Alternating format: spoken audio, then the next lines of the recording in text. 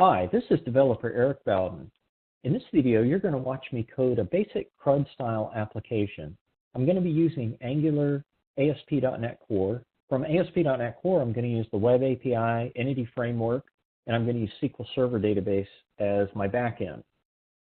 For the tooling, I'm using Visual Studio Code and ASP.NET Core. I've downloaded the latest version of both of those.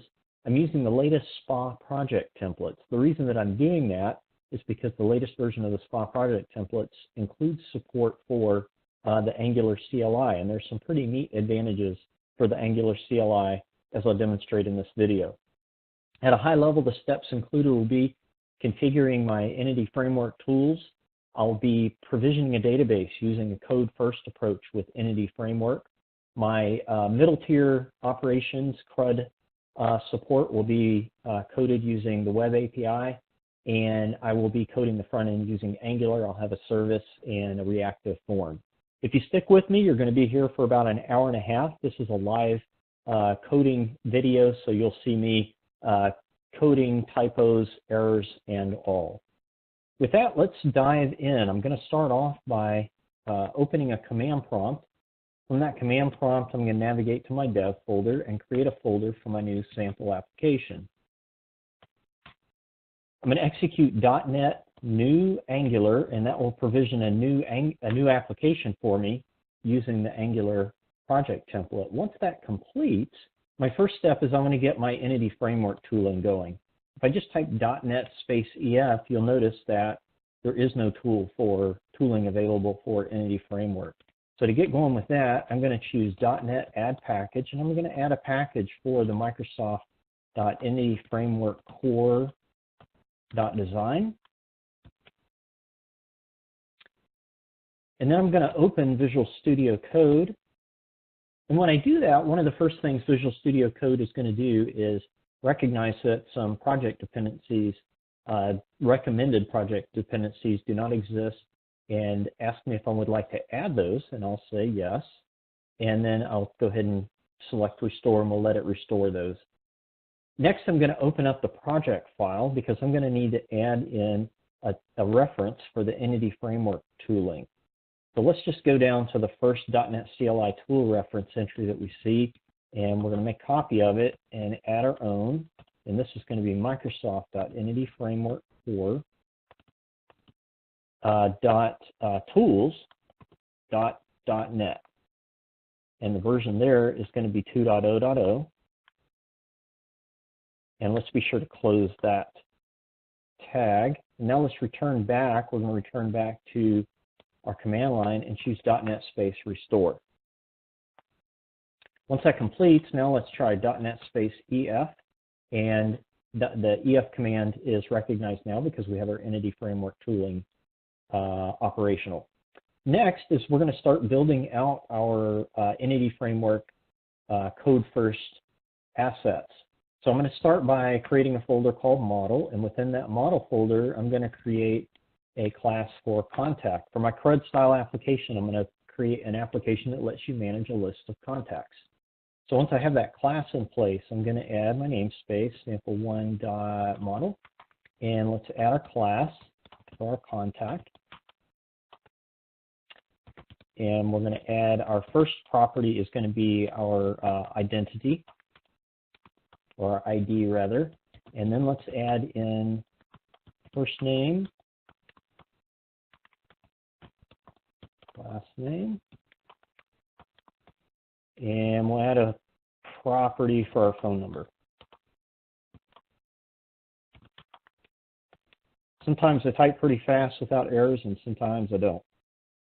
Let's go back up to the top, and we're going to add in some Entity Framework annotations. The first one we're going to need to add is a key, and Visual Studio Code should be kind enough to give us a using statement. There we go, for our key, to let it know that this is going to be our identity field for this class, which is going to translate into a SQL database table. Next is for the first and last name, let's specify that these are required. And I'm going to add a property here to let it know that empty strings are not allowed. So this property cannot be null, and it cannot be an empty string. So we'll just put those two annotations there. For the phone number, we're going to leave the phone number as an optional field. Go ahead and save that. Next up is we're going to need our database context. So let's sample1 dbcontext.cs. Let's open that up. And first off, same as before, we're going to define our namespace. We're going to create our class, sample1 dbcontext, and that's going to derive from the DB context. We're going to need a using statement for that, but we'll add that in just a moment. We are going to need a constructor, sample1 DB context, and it's going to take a parameter of DB context options, type of sample1 DB context, and we'll just call that ops. The main reason for doing this is because we want to pass those options through to the base constructor. Next up, let's add these using statements. We need a using statement, and we're in good shape. Next up is our DB set, which is really our table for our contacts. So we'll create a public property, which returns a DB set of type contact, and we'll call that contacts and add a get and set on there. There we go. So that is our database context. Next up is we're going to need a context factory. The reason that we need a context factory is because the entity framework tooling needs a way to create a sample1 DB context. There's a couple of different ways to do that. One of the easiest, I think, is to create a factory to create those. So we'll call this sample1 DB context factory.cs. Go ahead and open that up, and we're going to add the namespace, sample1 sample1.model. Oh, my typing's getting bad all of a sudden. We're going to need a class, public class, sample1 DB context factory, and it's going to implement the iDesignTime DB context factory of type sample1 DB context. And we're going to need some using statements there for DesignTime DB context factory. We'll go ahead and let Visual Studio Code add those in there for us. And then next, we're going to need to implement this interface. So we'll let Visual Studio Code do that for us. And you see there's just one method, as I mentioned earlier. The main purpose of this, in fact, the only purpose of this method, this class, is to create a database context for us. What I want to do is create a database context, which is created in the same way as the database context is created when the application is running. And to do that, I really just need a connection string from the app settings.json. We have some code to write to get to that connection string. We're going to start off by creating a configuration builder and extracting from it the iConfiguration root interface instance. So we're going to new up a configuration builder. We're going to need some using statements. Let's add those in there. Let's see, configuration builder. Let's have I have a typo. There we go. Configuration builder. And I'll put this on multiple lines so we can see what we're doing. We're going to need to not add the base path. Let's see, I think we need to set the base path, directory dot. And we're going to set the base path equal to the current directory. And we're going to need to add a system.io using statement there, but we'll let Visual Studio Code do that for us. And we're going to need to add the JSON file. And that is going to be our app settings.json. And we're going to need to build it. There we go. So there is our configuration. Next is we're going to need to create a DB context options builder to build up our database context options. And we'll call it alt builder. And the type is going to be of sample1 DB context. So we're going to send a type parameter, is really how I should say that. And we're going to let it know that we're going to use SQL Server. And we probably need a using statement there. Go back and see, yep, there we go. Scroll down a little bit, and we're going to tell it we need to use SQL Server. And to the IntelliSense to SQL Server. Okay.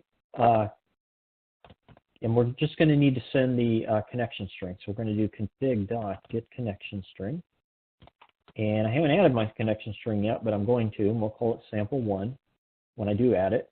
And now I'm ready to new up my sample1 DB context, and to that I'm going to send the options from the options builder. Let's see if that works out. Maybe it is not options plural, but it is options singular. No. Let's see, what have I done wrong there? Options.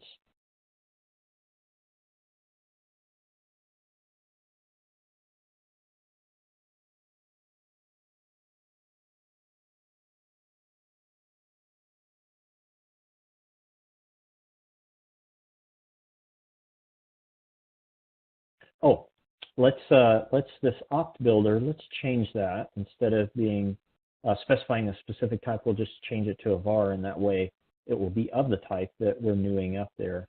That was an error. I could have, let's undo it. I'll show you what I had there. I had DB context options builder, so I could have put sample1 DB context. Oops, because the types didn't match up exactly is really what the problem was. I could have done it like this, and that would have also resolved. I should have, the easier way to do it is just declare that as a var. Okay, so there we go. We have our, let's go back to our model folder. We have the contact class that we've created, the database context and the database context factory. So now we have our Entity Framework tools configured. We have the basics of Entity Framework coded, and now we're ready to provision our database. First step is let's execute a build and do .NET space build. The build took just over 4 minutes to complete. Obviously, I skipped ahead of that, skipped across that in the video. If you're coding along, you probably want to press the pause button at this point to let your build complete, and then you can unpause it to continue coding along with me. Since my build is complete, I'm ready to start back into my Entity Framework configuration. And I'm going to start off by adding my first Entity Framework migration, .NET EF migrations add, and I'm going to call this my initial update. And what you can see there is it's complaining that the connection string cannot be null. Probably what I did was I forgot to add my connection string, and I did. So let's go back to let's go back to Visual Studio Code, and I'm going to open my appsettings.json file, and we'll add connection strings, and I'll add my sample1 connection string. And I have SQL servers hosted on my dev box, so the server is going to be localhost. I'll add my new database, we'll just call that sample1, and specify that that is a trusted connection. So let's save it, go back to our command prompt, and let's try to create our initial migration again. No DB context was found in assembly sample1. I wonder why that would be. There it is. I had drug my model folder into my OBJ folder by mistake. Let's go out to the File Explorer. We'll go to sample1, and let's go to the OBJ folder there. I've got model now back up to the root, and now let's go back and try to add our migration again. .NET EF migrations initial update. I'm not sure if that's going to build the application again. We'll go ahead and run it and see what happens. If it doesn't, nope, apparently it did. So let's go back to Visual Studio Code, and we'll see we now have a folder for migrations. And so it did indeed create that migration for us. And next is let's apply that migration. So I'm going to choose .NET EF database update, and that's going to apply any pending migrations to my database, which I have no database previously. So it's going to apply my initial update migration, which is going to create my database. While that's running, I'm going to go back. I'm going to go over here to SQL Server Management Studio. You notice I have a nice big font there so you guys can read it. Let's just click refresh, and I'm going to open my databases, and there's my sample1 database. And if I open up my tables, I'll see my contacts table, and then I'll go ahead and open up my columns, and I'll see that I have a primary key column as I specified using my entity framework annotations, first name and last name, and they both have not null constraints added. And then I have a phone number, which does allow nulls. So we're looking pretty good so far for our entity framework foundations. Let's go back to Visual Studio Code, and now we're ready to start coding up our web API. So I'm going to go to controllers. There's a sample controller that's already been created for me, and I'm going to make a little bit of use of it. Let's just rename that to contacts.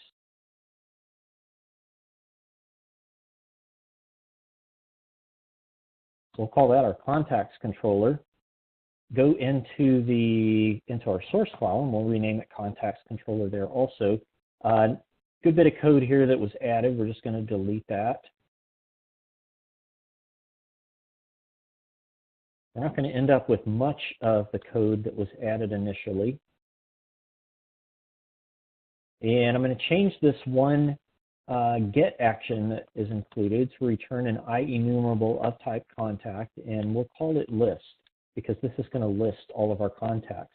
Now we're going to need a database context for this operation, and as well as for all of our CRUD operations. So let's go ahead and add our sample1db context private member variable. We're going to get that from the constructor for this class, which we call our contacts controller. And we're going to ask, through the magic of dependency injection, we're going to ask it to send in our sample1db context. We're going to capture that. Oh, I see I do have a typo. There we go. And let's go ahead. Let's see, sample1db context, not context1. There we go. We're going to need a using statement here. And we're going to capture that database context, which is being passed in to the constructor.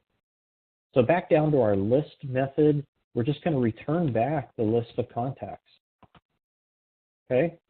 Next is, let's work on another read operation, which is going to be our, where we're asking for a single contact. And for that, I'm going to code that one as a get, which is expecting a parameter of ID. It's just expecting the ID to be sent in. This guy's going to return back an iAction result, and we'll call it get by ID. And we're going to, as I've mentioned already, we're expecting the ID to be sent in. Now the contact that we're looking for, it's going to be found through our database contacts, and we're going to put a where clause on there, and we're going to say where the result, where the ID equals the ID that we're passing in. We're going to need a, go to the end of that, we're going to need a first or default. This where clause by nature is going to return back a collection of contacts, but we just want either the first one or the default value if a value is not available, and the default value is null. So I'm going to say if C does not equal null, so we actually found something, we're going to return back an object result. Object result. We're going to return back our contact that we found. Otherwise, we're going to return back an object not found result. Oh. Object not, let's see, maybe it's a not found object result, and we'll pass back the ID, let the caller know that we understood what they're looking for, but we can't find it. So those are our two read operations. Next is we're going to need an add, so we're going to have a public action result, and we're going to add, and the parameter there is going to be a contact, and we're going to expect this to come from the body, so we're going to put from body. So this is not going to be on the URL path. Instead, it's going to be in the content of the post. And let's specify that this is an HTTP post. We do not need any parameters because we're going to expect this to be posted right to the root of our web API. Next is let's add this contact. So _db.contacts. So we're going to add our contact in there. We're going to save our changes. And we're going to return back, what we're going to return back, this one's a little different. We're going to return back a created at result. So we're going to new up our parameters, and ID is our important parameter. We're going to say c.id and specify the object. Now, why are we getting some problems here? Non-invocable, oh, not contacts, but contacts.add. So we're going to add that contact into the collection and save those changes, return back, created at action, not get by item. Oh, I haven't even given this a name. I'm going to need to give my get by ID a name. So let's call it get by ID.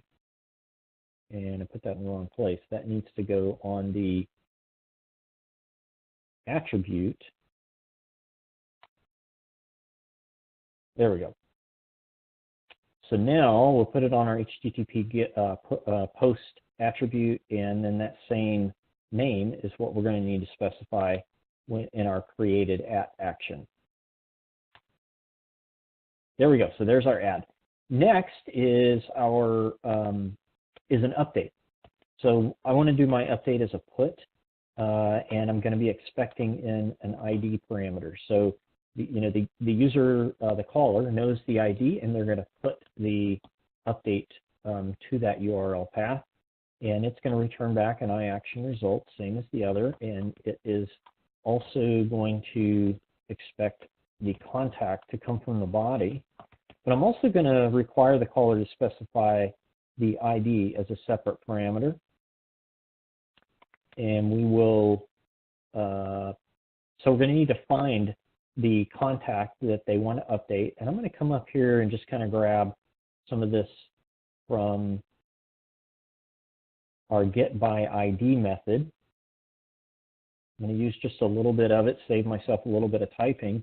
And first off, I'm going to grab the contact to update. I'm going to look for the contact that they are wanting to, that the caller wishes to update. If we find it, we're going to update all of the parameters, all of the properties rather. Oh, we can come up here and specify the contact. There we go.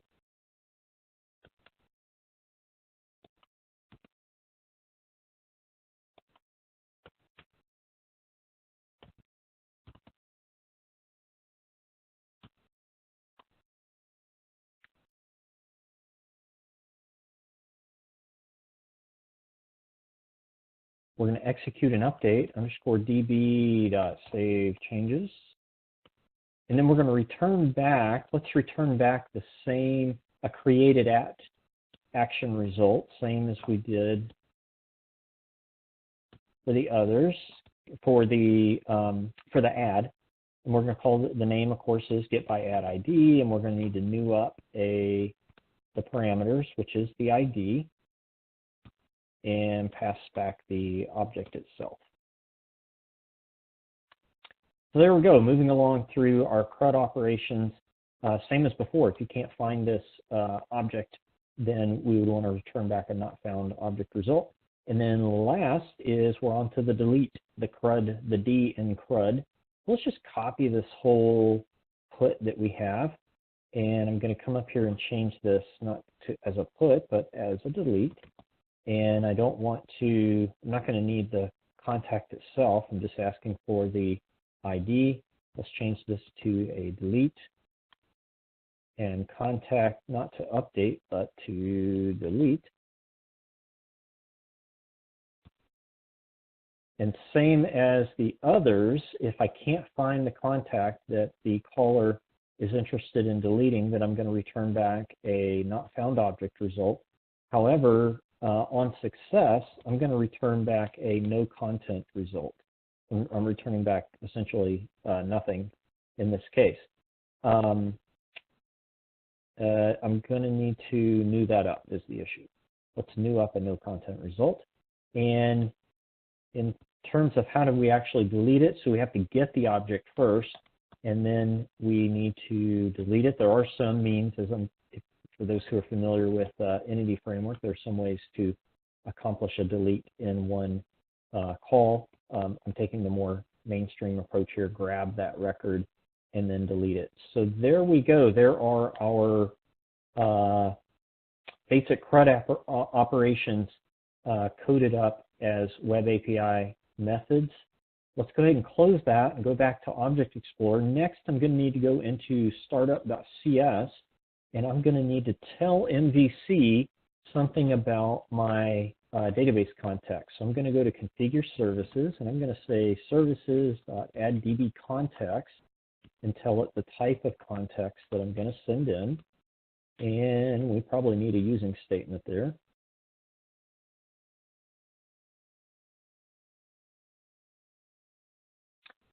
And the parameter is going to be our database context options. And all I need to tell it there is the configuration string. So I should have a use SQL. Actually, I'm going to need a using statement for this. Let's just type in use SQL Server, and I'll add in a using statement. Let's go down to the next line, ops.use SQL Server, and I'm going to send in that connection string, get connection string.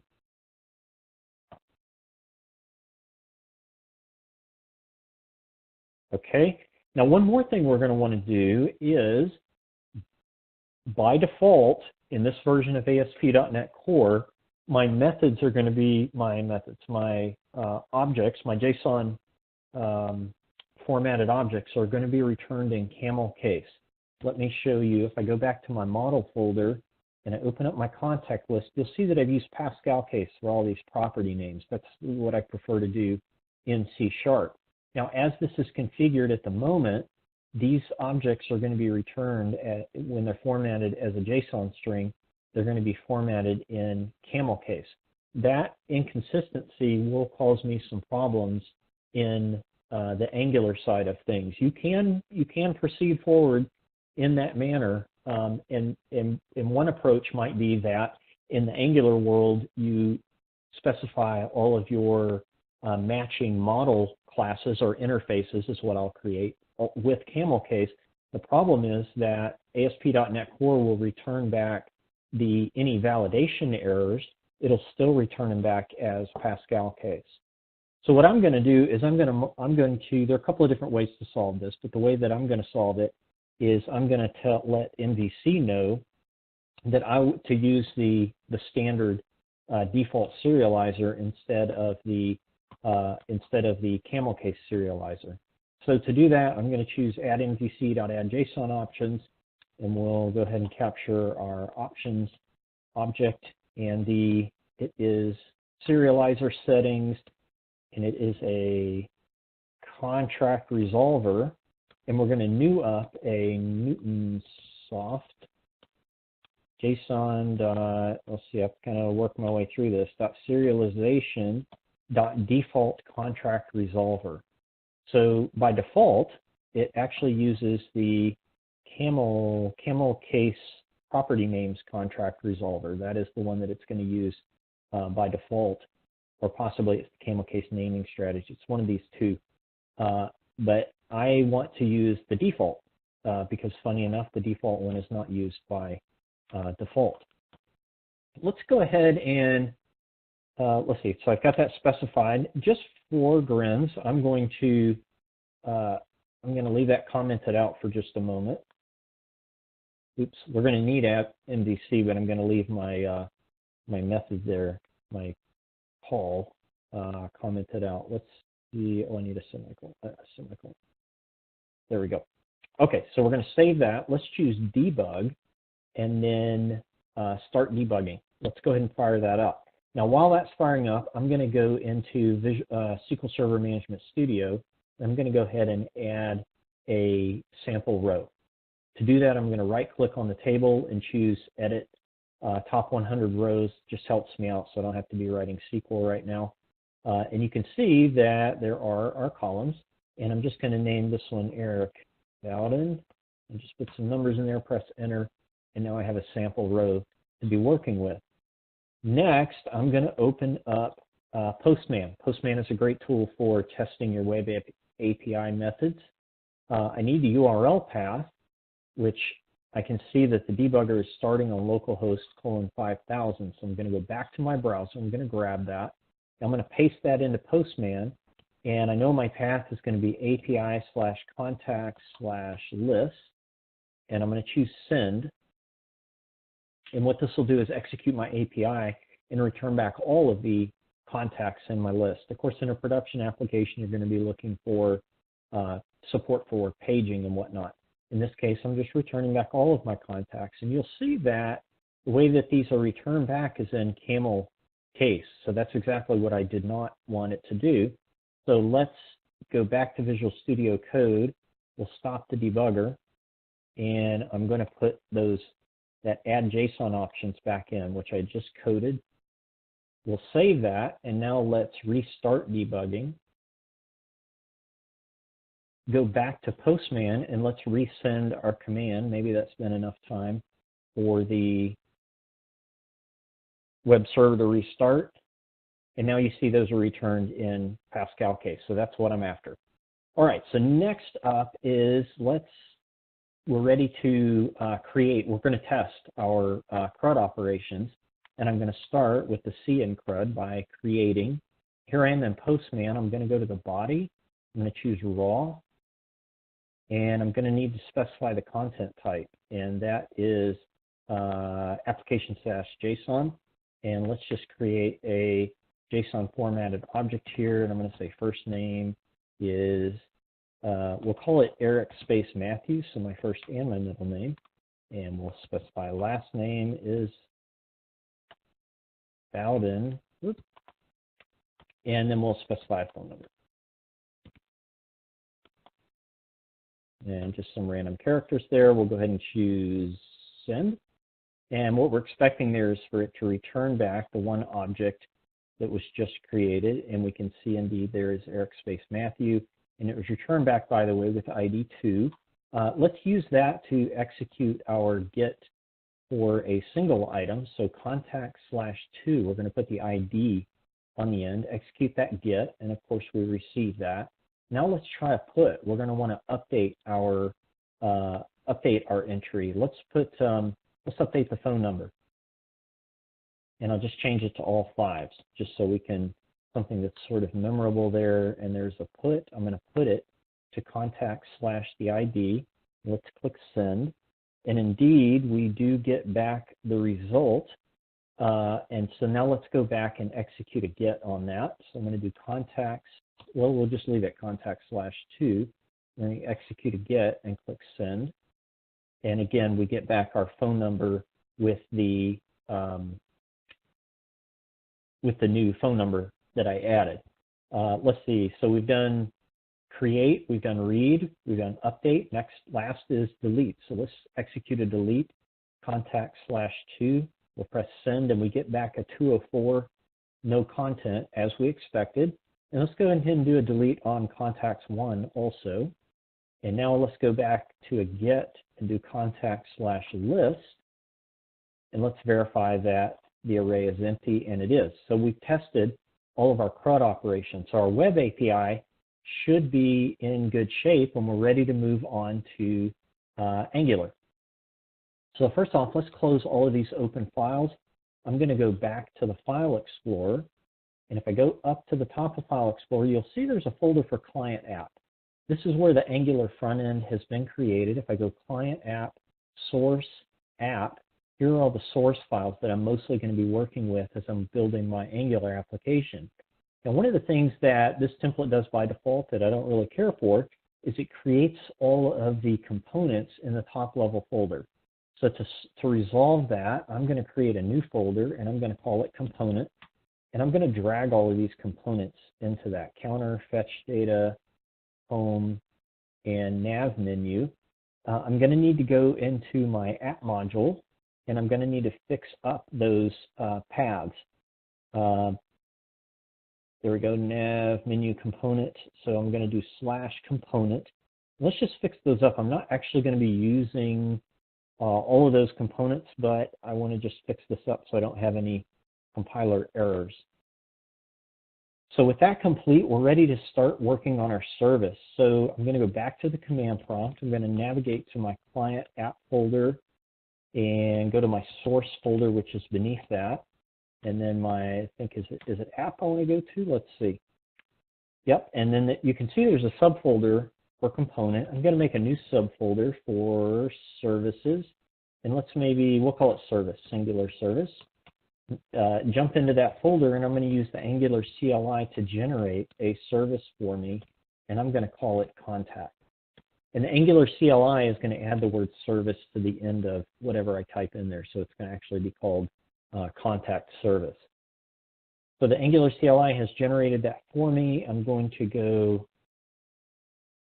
back into Visual Studio Code, and let's open up our service, and we're going to get ready to start coding in our CRUD operations. First thing I'm going to need to do is code in a constructor for the HTTP client. Let it know that I would like to receive an HTTP client instance via a dependency injection from the Angular framework. So I'm going to add in a parameter there, and I'm going to put an access modifier on the front. Either you could put private or public. And if you do that, TypeScript is kind enough to add a private or public member variable to this class. In this case, of course, I want it to be private, so I'm going to specify it as such. And I'm going to specify that it is of type HTTP client. Now, here's something really cool about Visual Studio Code is it'll add all these imports for me. So I just simply specify the import, the helper there, and it imports the HTTP client. Next let's start with our CRUD style methods. The first is going to be list, and it's going to return back an observable of type, and it's going to be an array of contacts. Now, one of the first things I realized is that I haven't defined contact yet. So let's go back to the File Explorer. I'm going to go up to the app folder level, and I'm going to create a folder for model. And within that model folder, I'm going to add a class for contact. And actually, it's not going to be a class. I'm going to do it as an interface. It's not going to have an implementation.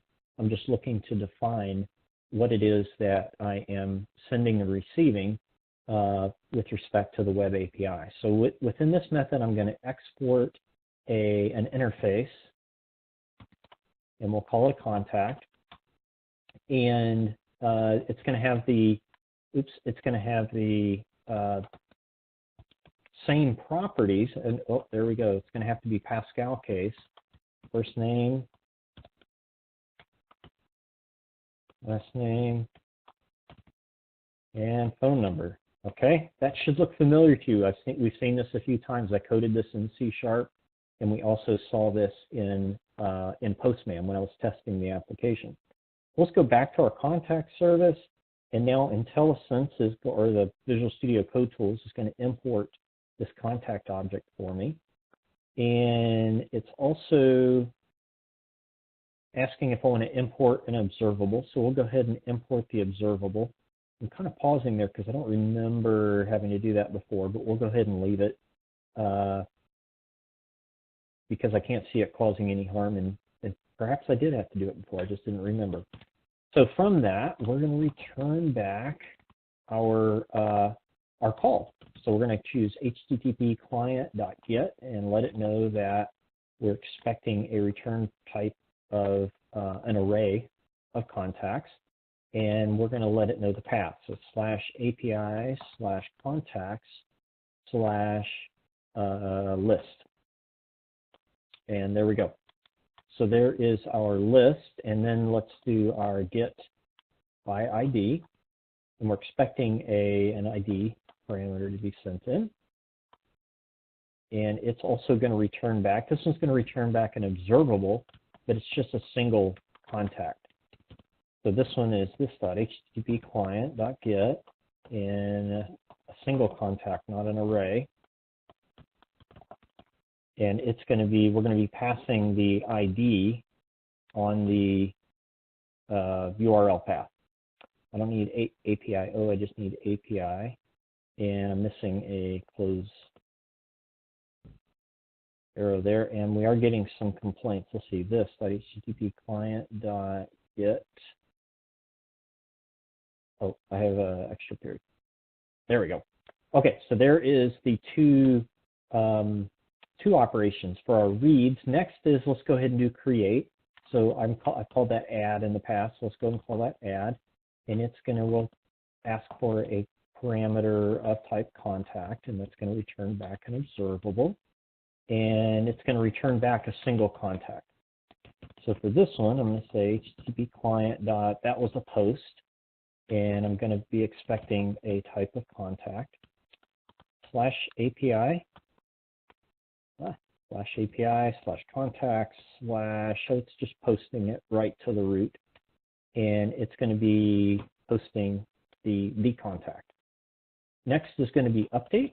So we're going to be expecting, we're going to ask for a parameter, the ID, to be sent, and as well as the contact. And it is also going to return back an observable of type contact.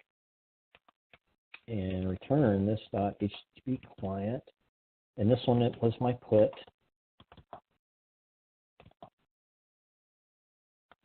Slash API slash contacts. Then we are asking for the ID on the URL path, so we'll pass that through, and we're going to include the contact itself in the body of the post. Next is, last is the delete. So we're going to just simply asking for the ID, and we're expecting back an observable of type, really it's an observable of type nothing, but we'll just include, we'll say any at this point. It'd be client.delete. And we'll say it's the return is of type any, even though we're really not expecting anything to be returned. It's a no contact, no content return. And we're just executing a delete on that URL path, API slash contacts. Now, before I leave this, let me ponder, did I choose contacts plural or contact singular for my API path? And to do that, I'm going to go back to Postman and just see what it is that I have there. Okay, and I do have plural. So we will leave that in place. Another thing I'm kind of curious about is just to make sure that it's not case sensitive. I noticed I did all lowercase in my Angular service. So let's just do a get. IIS is usually not, my experience is it's usually not case sensitive. I'm going to choose debug, start debugging. Go ahead and start up our web server so that I can execute that test real quick. So my web server should be running. I'm going to go back to Postman and let's execute that. Let's execute that send. It is sending, and it did not error back, and it gave me back the empty result set that I was expecting. So as I suspected, it's not case sensitive, and I did use plural for the name format there. So there's my service. Now we are ready to start coding up our first component. Let's close up these files. Let's go back to the File Explorer and go under App Component. I'm going to need to create a component. So let's go to the command prompt, and I'm going to go into my component folder, and I'm going to say ng space g. I'm going to generate a component, and I'm going to call it contact list. And what Angular is going to do is or the ng CLI rather, is it's going to add a contact list component for me. We can see contact list. And if I open up, we're going to start with the markup. So let's open up our markup. Let's create a header. And we'll just call it contact list. And put a break in there, and we're going to create a table. We're going to use some nice bootstrap classes here. And let's go ahead and create a header for this table. And one for our first name, and for our last name, phone number. And now for the body, and for each row, now we're going to do a little magic action here, a little Angular action rather. Let's have a full ng4, and we're going to say let's see of contacts. So I don't have a contacts array yet, but this is what I'm planning on storing my list of contacts in once I retrieve them. So we'll just go ahead and go with it for now. And in here, I'm going to use a little interpolation and add my first name, add the last name, and we'll add our phone number. So there we go. So now we are potentially listing out our contacts. We've got to go back into our the controller, and we're going to need to retrieve those contacts from our service. So I'm going to ask the dependency injection from Angular to add in a contact service. So let's add with an access modifier. So we'll get our handy private member variable. We'll call it private contact service, and it is of type contact service. And let's see if we get any IntelliSense there. And we do. Currently, obviously, I use singular in that case. Ideally, I would be very consistent on that throughout this app. I'm not sure. I haven't really been paying attention, and obviously I haven't been completely consistent. If this were an actual application, I'll probably go back and refactor that at this point. So there's our contact service in my ng on init. I'm going to get my list of contacts. Before I do that, let's create our private member variable for our list of contacts, and we'll just call it contacts of type contact. It's going to be a type of contact array, and we'll initialize that to null. We're going to need to add an import for that. We'll let Visual Studio Code do that for us. And I'm going to say this dot contact service dot get, oops, not get, but dot list. And we're going to subscribe to the result. And the result, we know, is going to be an array of contacts. So I can say this dot contacts equals R, like so. The really cool thing is the return from the subscribe is actually typed. If I hover over that, you'll see that it is an array of type contact. Really neat advantages of using TypeScript for this type of application. So there is our array of contacts. I do have plural there. I'll go back to my HTML, and I do have plural there. So we should be rolling along with our app. We need a way to get to this component, and I'm going to do that by adding a route for it. So let's go back to my app module, and we're going to scroll down to our routes, and we're going to add a route for that. And I'm going to call it a path. It's going to be, we'll call it contact hyphen list, and the component is going to be contact, I believe it's contact list component. There we go. One thing I happen to know from the past is that, the Angular CLI is really nice about adding my contact list component into my module, but it doesn't add the service. So the service isn't here at all. It should be listed as a provider. It's going to need to be listed as a provider. So I'm just going to code it in here, contact service, and I'm going to use Visual Studio Code to add to import it for me. So I've added it to my route. I need to add it to my navigation component. So let's go down. We have a nav menu component that the SPA project template started me off with. And if I scroll down a little bit, I can see home, counter, fetch data. I don't actually even need fetch data, so I'm going to get rid of that. I'm going to rename this one, which currently says counter. I'm going to rename it to list, and I'm going to use the route that I just specified in the in my app module of contact hyphen list. Okay, so that should be it. We should be to the point we're ready to execute a list. Now, before I even start to run it, let me find out if I actually even have anything in my database. I do not remember if I had deleted all of my rows, and I had. So let's go ahead and add that back. Eric Bowden, few numbers. Okay, so now we do have an item in our database. We go back to the Visual Studio Code, and let's start debugging. It takes a moment to load up, but we can see the hyperlink there for our list. We'll choose list, and we have our one entry. So the list operation is working, as well as the Angular front-end component. Next is we need to be able to add or update list components. So to do that, we're going to go back to the command prompt, and we're going to add a new component, ng space g space component. and we're going to call this one contact add update. So we're going to use the same form both for adding and updating a component. And let's go back to Visual Studio Code, and beneath component, you now see contact -add update. I'm going to start with the markup, same as I did with the list component, and let's add ourselves a header, call it contact/add update. Close that off, add a nice break, and we're going to start off. I'm going to use Angular reactive forms.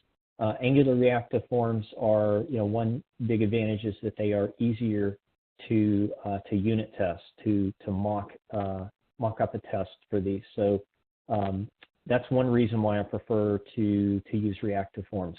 So I'm going to go ahead and create that form. Let's create a div, and we'll call this a form group div, and within that we'll create a label for our first name, and we'll create an input. We'll use some more Bootstrap. Specify the type is text.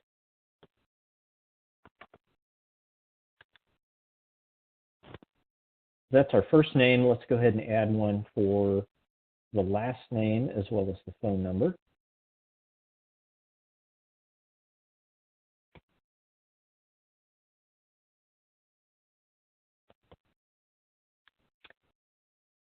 And I'm going to need to add an attribute to let it know the form group. And I haven't created this form group yet, but I'm going to call it my contact form. And then I'm going to need to add an event for when this is submitted.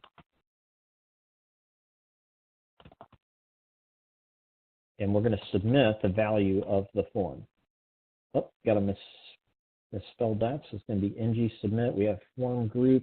Next is on these input controls, we're going to need to specify the control name. So it's form control name equals, and I'm going to make these exactly match up with the property names of my contact interface. This is going to save me time, both from initially creating this form as well as for the form validation when I get to that point. We have our contact form, we have our form control names. That should be everything that we need. Oh, we're going to need a save button. Let's come down and create a save button. And we'll use a little bit of Bootstrap for our styling for that button, and we'll just call it save. And we're going to need to specify that it is of type submit.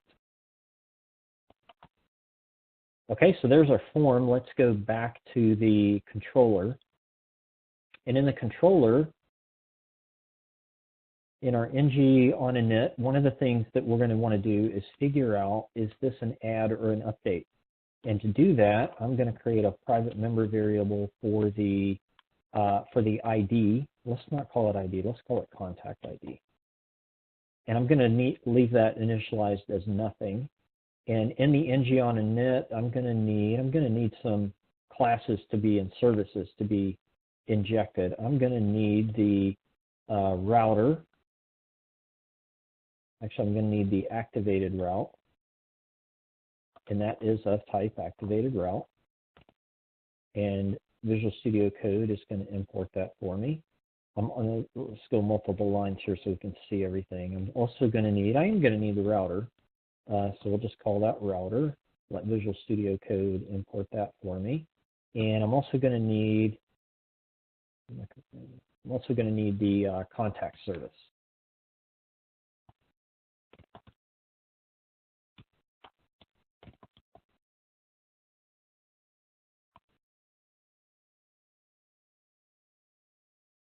Okay, so in my ng on init, one of the first things I want to do is determine, is this a new contact, or are we updating a contact? So I'm going to say this dot activated route dot params.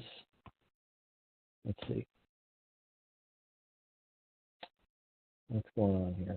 Not resolving my activated route. I have a misspelling. Oh, I guess I didn't. Okay, apparently I didn't add it. I thought I did. Let's add the activated route and the contact service. We're going to say activated route dot params, and we're going to subscribe to that list of parameters.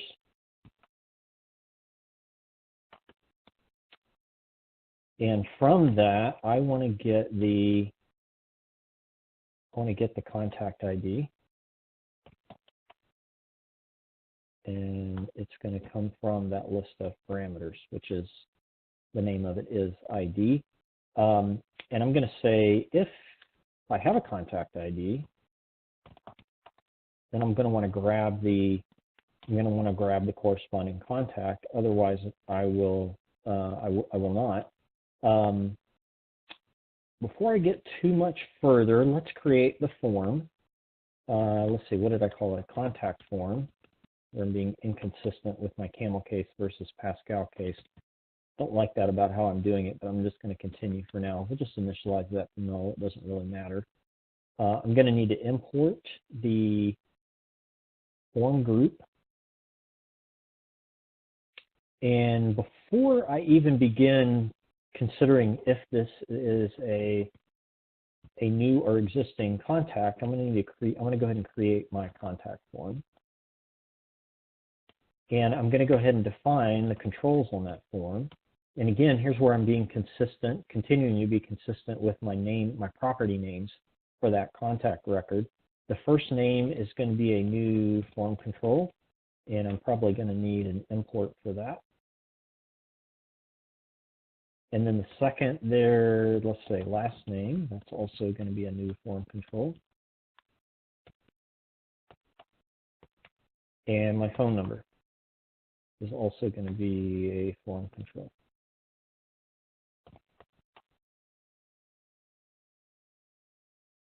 Okay, and now let's see, my constructor is complaining about that.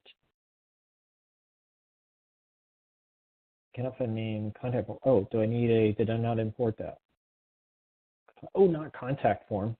The form group is what I'm looking for. So we'll new up a form group, and we're adding the form controls to that form group. And now, only if we have a contact ID, I'm going to retrieve from the contact service. For my contact service, I'm going to get the, let's see, get by ID. I'm going to get the one contact that this user is trying to operate on. And I'm going to subscribe to the result, which I would expect to be a single contact. And I'm going to need to set the form value. So this dot contact form. And I'm going to choose, I believe it's set value. Set value, there we go. And let's specify first name is going to be the first name that we got back. And last name, that's also going to be last name. And the phone number.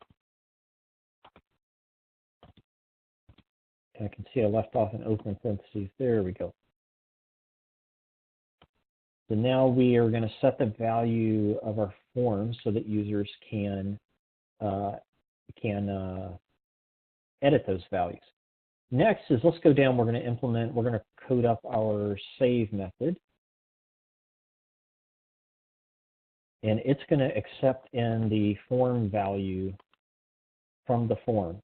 And this again is where I'm going to need to make a decision. Okay, is this a new contact or an existing one? So I'm going to say if this dot contact ID. So if we have a contact ID, then we're going to execute an update. So this dot contact service dot update, and I'm going to be expecting. I'm going to pass in the contact ID, and I'm also going to pass in. This is kind of cool. I'm going to be able to just pass in form value.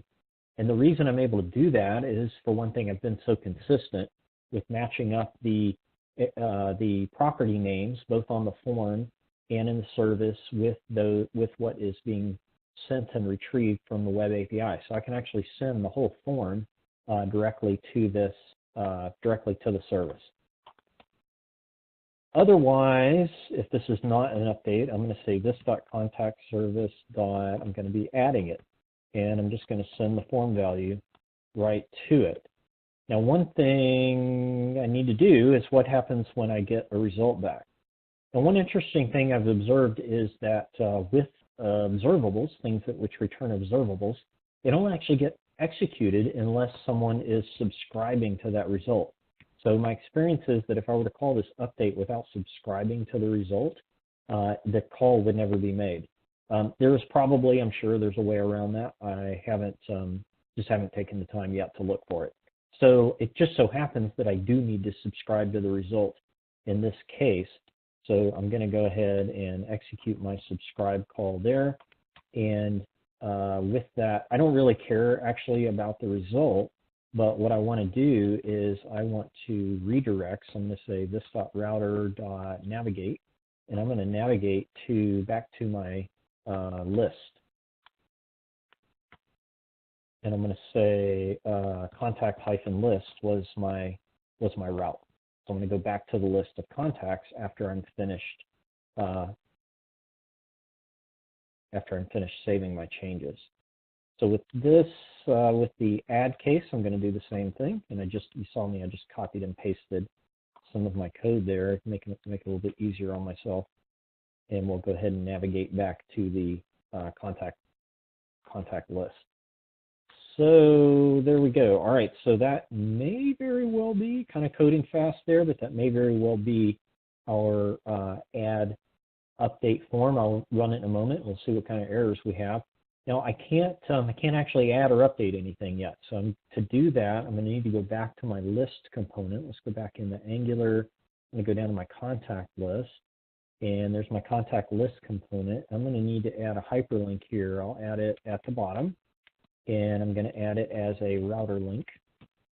And I'm going to need a, let's see, contact-add, I think was, oh, I haven't actually created these routes yet. I'll need to do that. So let's say, I'll go ahead and code these links, and then we'll go back and add the routes. So here's my contact add router link. I'm also going to need one for updating. I'm going to add a new column here, and we'll just add a hyperlink. We'll specify again a router link equals, and I'm going to specify this one is going to be contact-update, and I'm going to send an additional parameter on this one, which is the ID of the item that we want to update. So now we have two routes that we need to add back into our app modules. So let's go all the way down to the app module, and we'll select that. Let's get to where we can see.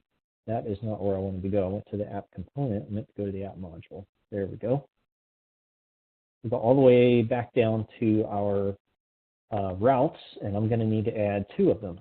I'm going to add one for contact-add, and the component there. These are both my routes are going to be going to the same component. This one was contact.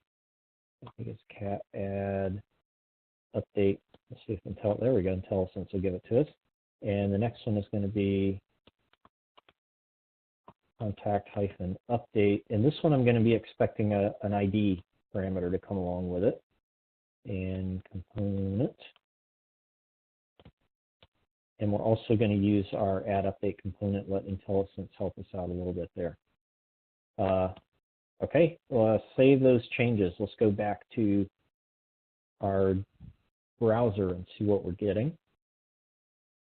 You can see it's refreshing to the contact-list component, and it's not loading. If I press F12 Developer Tools and go to Debugger, let's see what it's complaining about. Can't bind a form group since it isn't a known property of form. I've seen this before, and the reason is because I haven't added reactive forms into my module.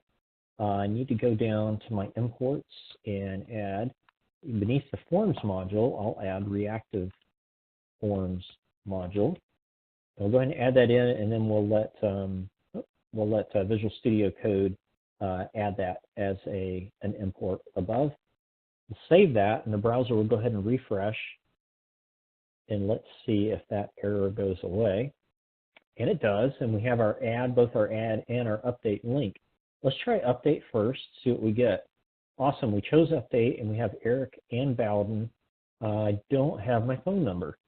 So let's go back and see what's going on with my phone number. My guess is that I have a typo where I entered that in. So there is, oh, this, excuse me, this is my list, not my add update component. There's my add update component, and I don't even have the name on there at all.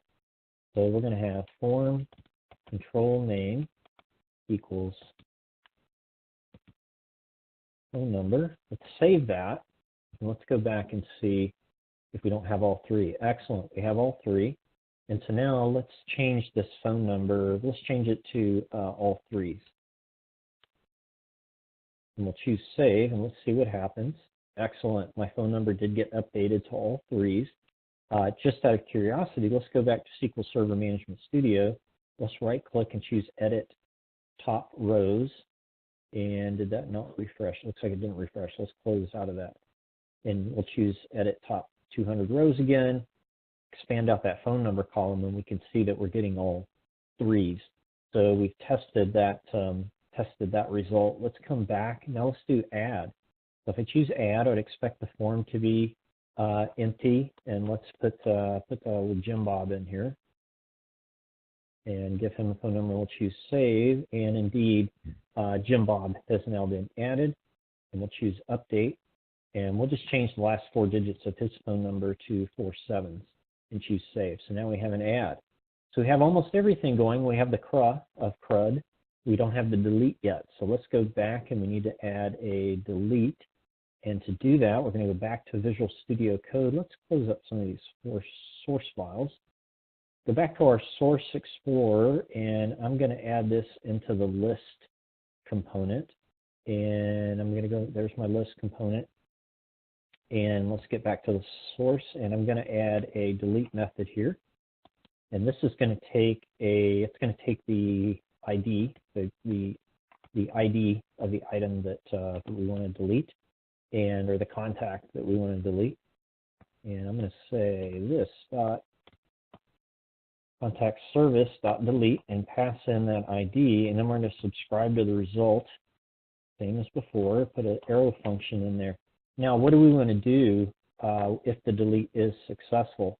What I really want to do is reload the list of contacts. And so what I'm going to do is take this list, the loading of contacts, which was included in the ng on init. I'm going to take that and put it into its own method.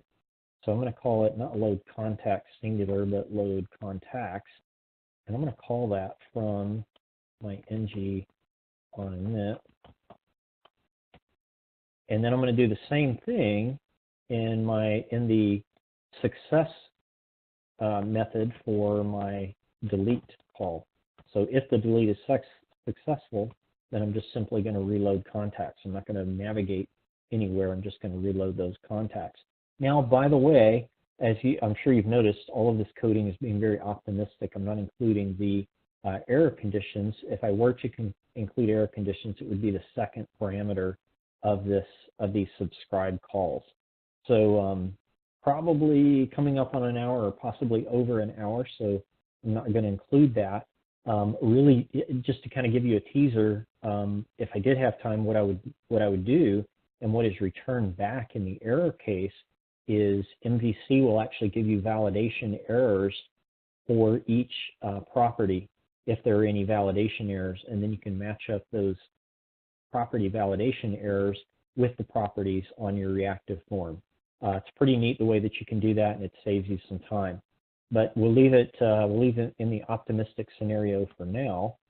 I'm going to go back to my form, which probably did reload, but I haven't added a hyperlink yet for delete. So let's go back to my component list markup, and I have my update.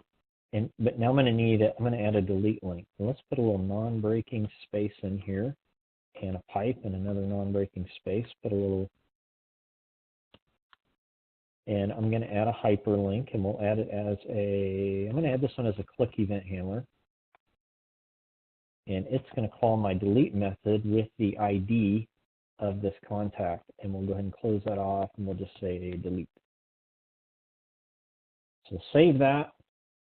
Let it refresh, and we should now have our delete link. So let's get rid of Jim Bob. If I choose delete, Jim Bob is gone. If we'll just add him back. We'll add Jim Smith this time. And we'll choose save, and now we have Jim Smith.